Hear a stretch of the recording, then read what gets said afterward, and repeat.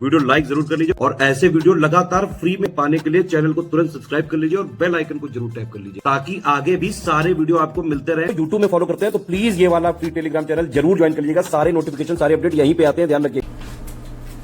Next class 9, ठीक है। Next class में स्वागत है आप सभी का। चलिए आगे देखते हैं इस क्लास में हम कौन कौन से क्वेश्चन करने वाले हैं। पहला ही क्वेश्चन आपका इंटरपर्सनल स्किल्स का आ गया है। कहता है औपचारिक दिशा निर्देश एवं प्राधिकरण पदानुक्रम संचार के किस प्राकर्य के उदाहरण हैं। चलिए बताइए। Formal guidelines and authority hierarchies are example of which functions of communication these functions are under the control, right. अगर मान लीजिए आपको अपने जूनियर्स को कुछ आपको उनको कोई टास्क देना है, आपको उनसे काम करवाना है और आपकी ये टास्क आपको खुद आपके टॉप हायरार्की ने दिया है, तो यानी कि एक हायरार्की चल रही है, आपको आपके बॉस ने दिया, आपने अपने जूनियर्स को दिया, तो ये वो काम कब करेंगे? वो काम तभी करेंगे जब हर चीज अंडर कंट्रोल रहेगी, राइट। ठीक है, यहाँ तक आई होप आप सबको क्लियर हो गया होगा। आगे बढ़ते हैं। कहता है for empathy which of the following statement is या आर ट्रू। एम्पैथी क्या होती है, सिंपैथी क्या होती है, दोनों के बीच का डिफरेंस क्या होता है। एम्पैथी होता है जब हम किसी की प्रॉब्लम को ये महसूस करते हैं कि वो प्रॉब्लम अगर हमारे साथ होती तो हम उस जगह पर क्या करते, यानी कि किसी और की प्रॉब्लम को खुद से लेके समझना। कहता है पहले वाले में कि एम्पैथी और सिंपैथी दोनों इक्वल है, नहीं, दोनों इक्वल नहीं होते। सिंपैथी अलग होती है, एम्पैथी अलग होती है। The ability of the person to understand the feelings of others is called empathy. Yes, व्यक्ति में दूसरों की भावनाओं को समझना ही सहानुभूति है, समानुभूति है। सहानुभूति होता है सिंपैथी, ठीक है, और समानुभूति होता है एम्पैथी। तो केवल दूसरा सही है, केवल 2। आगे, संचार में सबसे महत्वपूर्ण शब्द क्या है? जब हम किसी से कम्युनिकेशन करते हैं तो क्या करते हैं? मुझे अगर आपसे कम्युनिकेशन करना है तो उसमें मैं और आप दोनों होने चाहिए। मैं ऐसा तो नहीं कि अपने आप में ही बोले जा रही हूँ, उधर ऑडियंस है ही नहीं समझने के लिए, ऐसा तो नहीं है। अगर दो फ्रेंड्स आपस में बात करते हैं तो वो तभी बात कर सकते हैं जब एक बोलता हो, एक सुनता हो, एक बोलेगा दूसरा सुनेगा, राइट। तो उसमें हमेशा यू एंड वी होता है, तुम और हम मिलकर ही कम्युनिकेशन करते हैं। अशाब्दिक संचार क्या होता है, यानी कि नॉन वर्बल कम्युनिकेशन। कम्युनिकेशन मैंने आपको बताया 2 तरीके के होते हैं, verbal communication and non verbal communication, right. Verbal communication जैसे जो बातें हम अपनी बोल के बताते हैं, बोल के मैं अपने जो एक्सप्रेशंस हैं, जो फीलिंग्स हैं, वो जो मैं आपके साथ शेयर करती हूँ, that is verbal communication. But here we are talking about the non verbal communication. Non verbal communication की बात करी है। नॉन वर्बल कम्युनिकेशन में बोलना नहीं है, तो टोन का तो मतलब ही नहीं है, इसलिए ऑप्शन नंबर डी आपका गलत हो गया। ठीक, मिनिमम वर्बलाइजेशन है, न्यूनतम। जब बात ही नहीं करनी तो न्यूनतम क्या है? बात जरा सी बोलो, चाहे एक शब्द बोलो, वो तो वर्बल में आ गया ना। इसके बाद फेशियल एक्सप्रेशन और फिर से टोन आ गया। तो टोन तो बच्चे जब हम बोलते हैं तभी टोन का पता चलता है, तो ये तो नहीं होगा। Gesture, posture and emotional expression, this is the part of non-verbal communication, right? भाव भंगिमा, देह मुद्राएं एवं भावनात्मक अभिव्यक्ति। नेक्स्ट, अंतर व्यक्ति संबंधों में किसमें अधिक समय लगता है? जब हम Which of the following is some time consuming in interpersonal relationship? जब हम इंटरपर्सनल रिलेशनशिप की बात करते हैं तो सबसे ज्यादा टाइम कंज्यूमिंग क्या होता है? देखो, जब हम आपस में दो मित्र बनते हैं तो ऐसा तो नहीं है कि पहले दिन ही कोई मिला और मित्र बन गया, नहीं ना।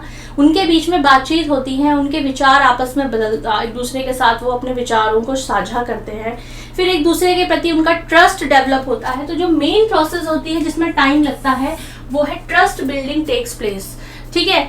विश्वास बनाने में टाइम लगता है, उसके बाद ही जाके रिलेशनशिप में इंप्रूवमेंट आती है। In the process of communication the best step is, जब हम कम्युनिकेशन की बात करते हैं तो सबसे बेस्ट स्टेप क्या होता है? वो होता है फीडबैक। मैंने आपसे कोई बात करी, राइट, मैंने आपको ये लेक्चर मैं आपको प्रोवाइड कर रही हूँ।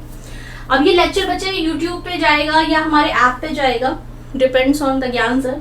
अब ये लेक्चर अगर मान लीजिए यूट्यूब पे जाएंगे तो इसमें आप नीचे कमेंट सेक्शन में जब तक ये बताएंगे नहीं कि मैम आपने कैसा पढ़ाया है, अच्छा लगा तो अच्छा बताओ, नहीं समझ में आया तो ये बताओ कि नहीं समझ में आया, तो आपका फीडबैक जरूरी है ना। तो ये जो फीडबैक है ना, यही कम्युनिकेशन को बेटर करता है, इम्प्रूव करता है। और यही बेस्ट कम्युनिकेशन का एक प्रोसेस होता है कि जब तक हमें एक फीडबैक नहीं मिलेगा तब तक हम कैसे बताएंगे कि हमारा जो कम्युनिकेशन है वो सही तौर पे पहुंचा नहीं पहुंचा। अगर मान लीजिए मैं किसी को फोन करती हूँ और मैंने इधर से हेलो बोला, सामने वाले ने अगर हेलो नहीं बोला तो मुझे कैसे पता चलेगा कि उसे मेरी बात सुनाई दे रही है या नहीं दे रही है, right?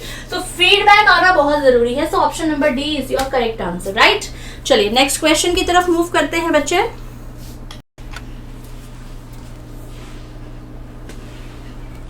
Communication get use to assign goals to subordinates in an organisation. जब हम किसी संस्था में काम करते हैं और अपने जूनियर्स को या सबऑर्डिनेट्स को जब हमें कोई टास्क असाइन करना होता है, कोई गोल असाइन करना होता है, तो उस तरह का जो कम्युनिकेशन होता है वो डाउनवर्ड कम्युनिकेशन होता है, because we are talking to our subordinates. यानी कि हायरार्की में बात करें तो डाउन हायरार्की में हम बात करते हैं, राइट?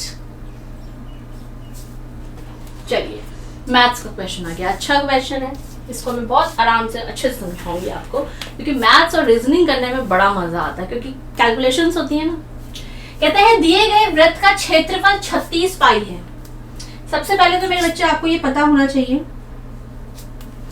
कि क्षेत्रफल क्या होता है वृत्त का, यानी कि एरिया पाई आर स्क्वायर होता है, राइट? और ये दिया कितना है 36 पाई, यानी कि पाई आर स्क्वायर किसके बराबर है? 36 पाई के बराबर है।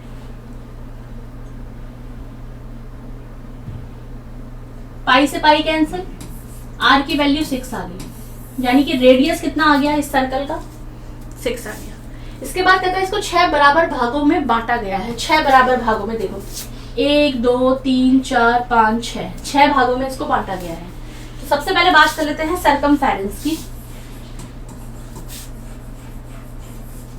सरकमफेरेंस को क्या कहेंगे हिंदी में? परिधि, यानी कि हम बात करेंगे परिधि की। परिधि होता है सरकमफेरेंस का 2 पाई आर, राइट? आर की वैल्यू दे दी है आपको कितनी? 6, तो 6 दूनी 12, यानी कि ये हो गया 12 पाई। अब ये टोटल इसका सरकमफेरेंस है 12 पाई, इसको बराबर भागों में बांटा गया है कितना? 6। तो आपको बोल रहा है पी क्यू की लंबाई कितनी होगी। जब ये पूरा का पूरा बच्चे 12 है, 6 भागों में बांटा गया है, तो आपको पी क्यू की लंबाई कितनी आ जाएगी? 2 पाई। तो करेक्ट आंसर कितना आ गया? ऑप्शन नंबर डी आपका करेक्ट आ गया। नेक्स्ट,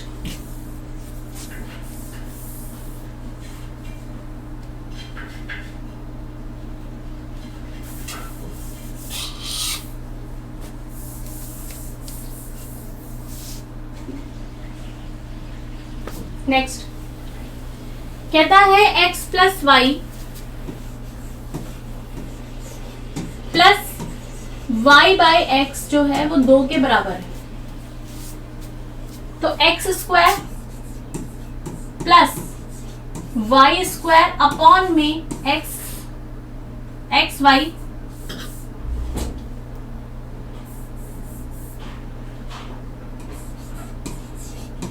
प्लस वाई स्क्वायर की वैल्यू क्या होगी। तो इस क्वेश्चन को भी हम अगर हम वैसे करेंगे एक्सप्रेशन निकाल के तो ज्यादा टाइम लगेगा, राइट? तो सिंपल अगर मैं इसको ये कहूं कि यहां पर इसका एलसीएम ले लूं एक्स वाई, और ये हो जाएगा x square plus y square. अगर ये हो जाएगा, इरेज नहीं हो रहा,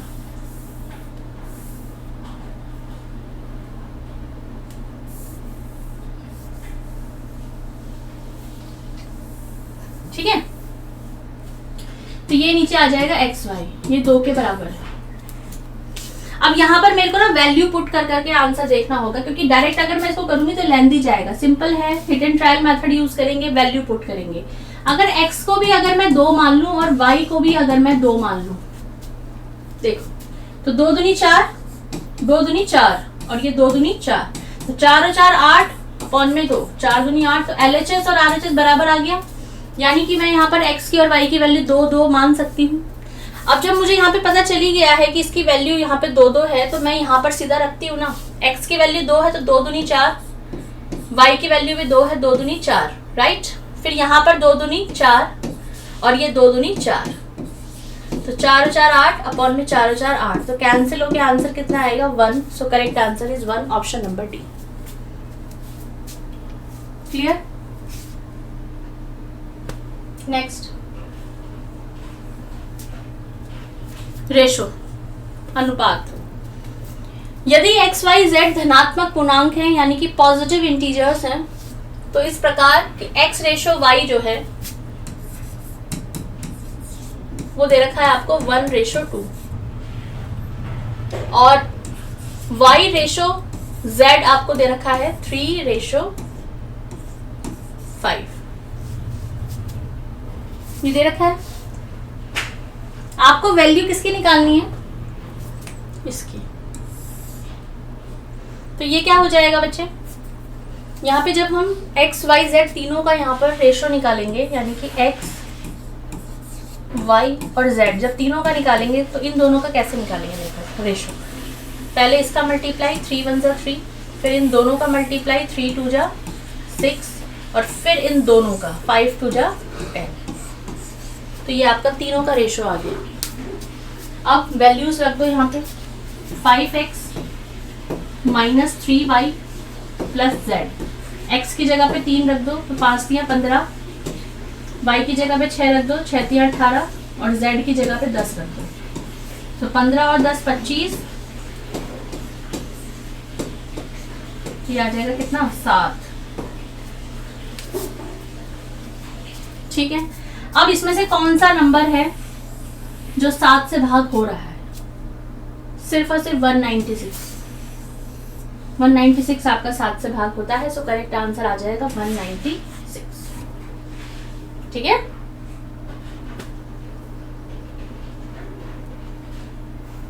नेक्स्ट है फैक्टराइजेशन का क्वेश्चन है.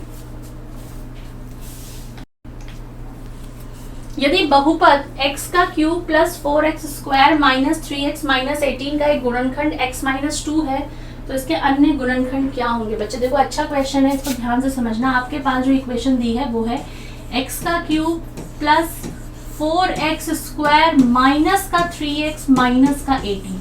ये आपके पास इक्वेशन दी है और आपको बोला गया है कि x माइनस 2 इसका एक फैक्टर है. अब दूसरा गुणनखंड यानी कि फैक्टर्स क्या होंगे? तो बच्चे यहाँ पर हम डिवीजन मेथड अप्लाई कर देंगे. अब आप में से किस किस बच्चे को डिवीजन मेथड नहीं आता है तो आराम से सीख लो. मैं बताऊंगी यहाँ पे. देखो यहाँ पर x है, यहाँ पर x की क्यूब है. तो x की क्यूब लाने के लिए कि ये पूरी तरीके से कैंसिल हो जाए, मुझे इसको x स्क्वायर से मल्टीप्लाई करना होगा. तो जब x का मल्टीप्लाई x स्क्वायर के साथ करेंगे तो ये x क्यूब हो जाएगा. 2 का मल्टीप्लाई x स्क्वायर के साथ करेंगे तो माइनस का 2x स्क्वायर हो जाएगा. कैंसिल करेंगे, साइन चेंज हो जाते हैं कैंसिल करने में, तो ये दोनों कैंसिल, ये माइनस का प्लस हो जाएगा. तो यहाँ पे 4 और 2 6, ये 6x स्क्वायर आ जाएगा. ऊपर से 3x ले लेंगे. अब बच्चे यहाँ पर x है लेकिन चाहिए हमको 6x स्क्वायर, तो यहाँ पर प्लस करके 6x का मल्टीप्लाई करेंगे तो ये आ जाएगा 6x स्क्वायर. माइनस की प्लस में मल्टीप्लाई माइनस 3 6, तो यहाँ पे 2 है, यहाँ पे 6 है, तो 6 दूनी 12x. राइट. माइनस करेंगे तो ये माइनस हो जाएगा लेकिन ये प्लस हो जाएगा, कैंसिल हो जाएगा. तो ये 12 है, ये 3 है आपके सामने, 9 आ जाएगा 9x. ऊपर क्या बचा 18, माइनस का 18 बच गया है. अब यहाँ पे बच्चे x है, यहाँ पे चाहिए 9x, तो सिंपल आप 9 की मल्टीप्लाई करो तो ये आ जाएगा 9x और इधर आ जाएगा 18. कैंसिल कर दो तो ये 0 आएगा. तो जब तक 0 ना आए करते रहना है. तो हमारे पास यहाँ पर जो इक्वेशन आई है वो क्या आई है? हमारे पास x square plus 6x plus 9, ये हमारे पास आया है. अब इसको अगर मैं सॉल्व करूं तो x स्क्वायर प्लस 3x करूं अगर मैं प्लस 9, तो यहाँ पर मैंने x और 3 कॉमन ले लिया, सॉरी x कॉमन ले लिया, तो यहाँ पर बचा x प्लस 3. और यहाँ पर अगर मैं 3 कॉमन ले लूं तो ये बचेगा x प्लस 3. तो ये और ये देखो सेम आ गए. तो यहाँ पर मेरे पास फैक्टर कितने मिले? x plus 3, option number C हमारा करेक्ट आ गया. क्लियर हुआ? ऐसे करना है, समझ में आया? नेक्स्ट.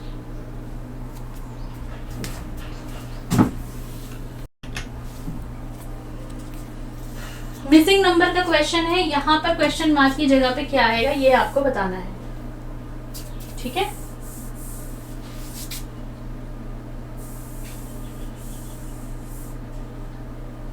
देखो बच्चे, यहाँ पर नीचे वाले दोनों नंबर्स का मल्टीप्लाई करो, वो सॉरी प्लस करो, तो 4 + 6 कितना होता है 10। 2 से डिवाइड करेंगे तो हमें 5 मिलेगा। यहाँ पे 5 लिखा है। यहाँ पे देखो 5 + 7 12। 2 से डिवाइड करूंगी तो कितना आएगा 6। यहाँ पे 6 है। आगे 8 + 6 कितना है 14। 2 से डिवाइड करूंगी तो कितना आएगा 7। तो आंसर क्या आ जाएगा यहाँ पे 7। ऑप्शन नंबर डी आपका करेक्ट आ जाएगा। नेक्स्ट, यहाँ पर ये मिसिंग नंबर, ये थोड़े नंबर यहाँ पे छोटे हो गए हैं, आपको दिख रहे होंगे। आई होप आपको विजिबल तो होंगे, है ना। नहीं है विजिबल कोई बात नहीं, मैं आपको नंबर्स लिख के बता दूंगी। इस क्वेश्चन के डिजिट्स बच्चे जो मेरे पास ओरिजिनल पीडीएफ है उसमें भी क्लियर नहीं है, तो इस क्वेश्चन को मैं अभी रहने देती हूँ। अगर मुझे इसका क्लियर मिलेगा तो मैं आपको जरूर शेयर करूंगी। राइट, निम्नलिखित आकृति में त्रिभुजों की संख्या ज्ञात करनी है अब आपको, यानी कि यहाँ पे आपको ट्रायंगल्स की काउंटिंग करनी है। देखो, अगर हम बात करें, सबसे पहले हम इस वाले ट्रायंगल को अगर हम ले लेते हैं तो इस वाले ट्रायंगल में कितने हैं 3 ट्रायंगल्स हैं। ठीक, फिर मैं ये नीचे वाले को अगर ले लूं तो इसमें कितने हैं इंक्लूडिंग दिस, इसमें भी 3 हैं। और एक यहाँ पर अगर मैं बात करूं इस वाले की, ये जो ये है, तो ये कितने हैं 1। तो यानी कि हमें 3 और 3 6 और 1 7 ट्रायंगल तो ये मिल गए। इसके बाद जो ट्रायंगल बन रहे हैं, एक ट्रायंगल बन रहा है बच्चे यहां से लेकर यहां तक, और एक ट्रायंगल ये बन रहा है पूरा। 2 ट्रायंगल आपके ये हो गए। इसके अलावा जो ट्रायंगल बन रहा है वो है ये पूरा। ठीक, फिर ये पूरा और इधर वाला पूरा, यानी कि 3 और बन रहे हैं। तो 7 और 2 9 और 3 12 ट्रायंगल आपके यहाँ पे टोटल बन रहे हैं। ठीक है, आगे बढ़े। निम्नलिखित को तार्किक क्रम में आपको बताना है। रेखा, वृत्त, बिंदु, गोला। तो देखो, सबसे पहले बिंदु आती है, छोटी सी बिंदु होगी। ठीक, उस बिंदु से सर्कल बनेगा, यानी कि वृत्त। ठीक, बिंदु से क्या बना वृत्त बना। वृत्त से क्या, फिर यहाँ पे आप देखो ये वृत्त बना। उसके बाद हम उसको बिंदु को रेखा में भी, सॉरी बिंदु है, बिंदु को हम रेखा में भी कन्वर्ट कर सकते हैं, है ना। बिंदु को अगर मैं थोड़ा सा भी यूं करके आगे ले जाऊं इसको, तो ये रेखा में कन्वर्ट हो जाएगा। तो बिंदु के बाद रेखा बना, रेखा को अगर मैं कर्व्ड कर दूं तो वृत्त बन जाएगा। और वृत्त को जब हम 3D फिगर में देखते हैं तो वो गोला बनता है। तो ये हो जाएगा option number C. Next, missing है लेकिन लेटर में है, तो लेटर सीरीज है ये। इसमें आपको बोलता है अधोलिखित कूट संकेतों में से सही विकल्प द्वारा श्रृंखला को पूर्ण करना है। तो ये बच्चे ये देखो JFMA, ये क्या है, ये हमारे जो मंथ्स होते हैं ना उनका इनिशियल्स हैं। तो जनवरी, फरवरी, मार्च, अप्रैल, तो यहाँ पे आ जाएगा मई, जून, जुलाई। तो MJJ, ऑप्शन नंबर ए आपका करेक्ट आ गया। नेक्स्ट,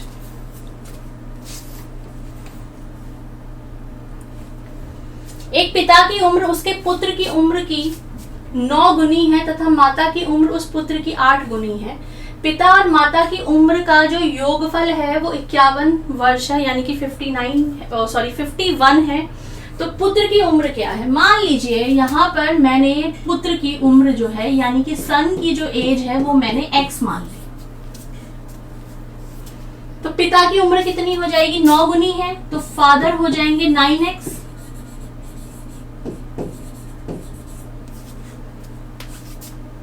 और माता की उम्र कितनी है 8, तो मदर हो जाएंगी 8x।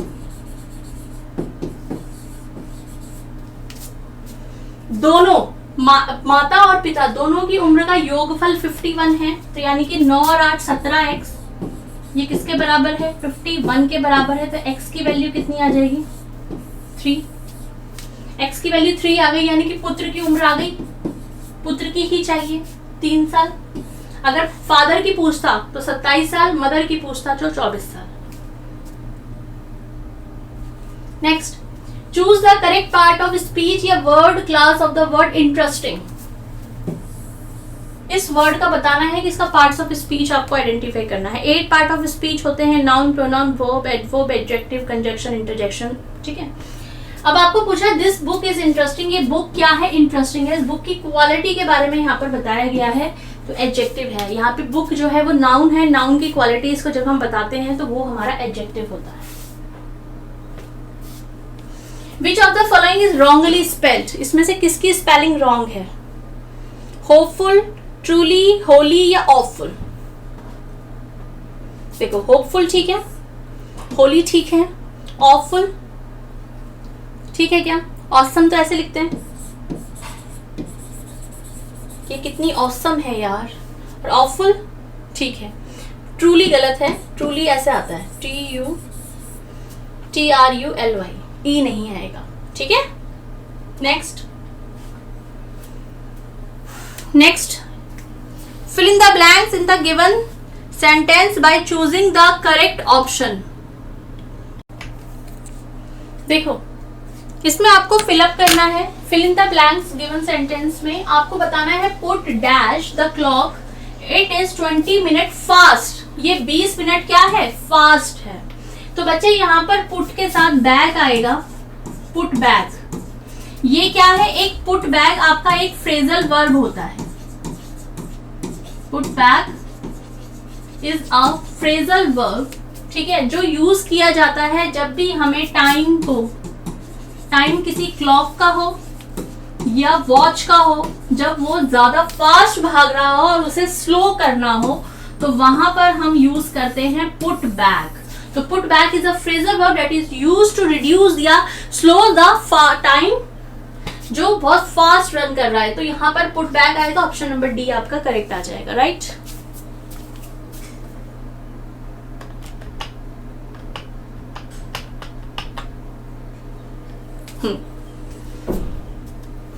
Next, choose the correct option. This pen is much dash than that. देखो, ये पेन जो है ये मच, अब यहाँ पर कंपैरिजन हो रहा है।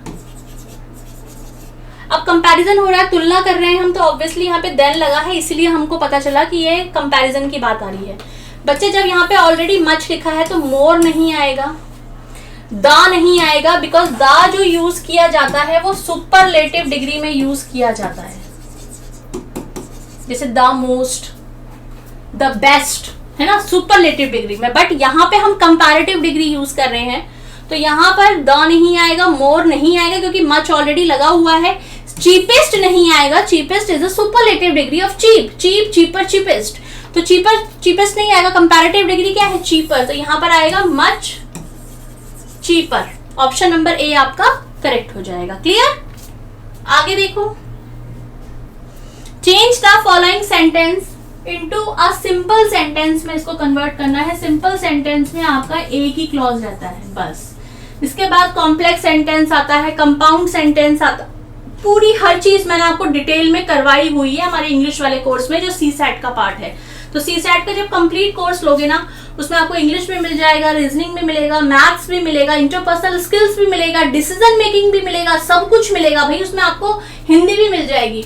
तो change the following sentence to simple sentence. The institution is as bad as it could be. जो इंस्टीट्यूशन है, जो आपकी जो ये संस्था है, जो भी है, ये उतना बैड है जितना ये हो सकता था।